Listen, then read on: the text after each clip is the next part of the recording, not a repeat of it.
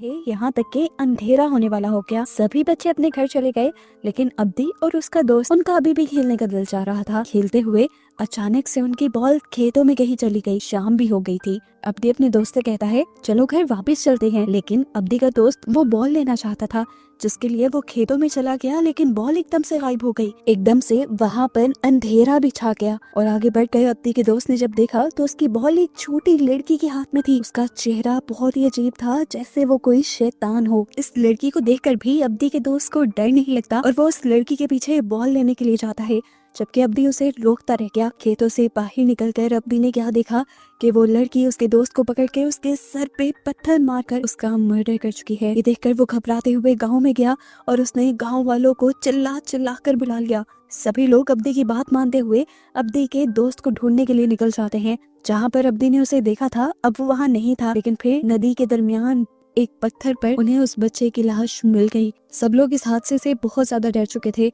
वो बच्चा जो मरा था, उसके डैड को लगता था कि अब्दी ने ही उस बच्चे को मारा है, क्योंकि आखिरी मर्तबा वही उसके साथ था और अपना कत्ल छुपाने के लिए वो ये सब कर रहा है।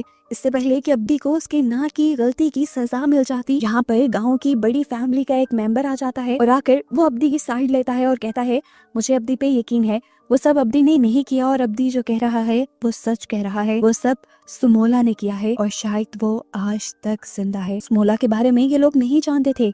तब ये आदमी इन सबको सुमोला की कहानी बताता है। आज से 29 साल पहले इस गांव के सबसे अमीर आदमी की कोई भी औलाद नहीं थी। इसकी वजह से उसके अंकल उसकी सारी जमीनें लेना चाहते थे, ताकि वो जमीन उनके बच्चों के पास चली जाए और इस जमीन का आगे कोई वारिस रहे। अब सूजी मान को ये सुनकर बहुत ज्यादा गुस्सा आया और उसने अपने घर के अंदर जाकर अपनी वाइफ को धमकी दी कि अगर 1 साल के अंदर अंदर उनका कोई बच्चा पैदा ना हुआ तो वो दूसरी शादी कर लेगा। सूजी मान की वाइफ ये सुनकर बहुत ज्यादा उदास हो गई और तभी उसे एक ऐसी औरत के बारे में पता चला जो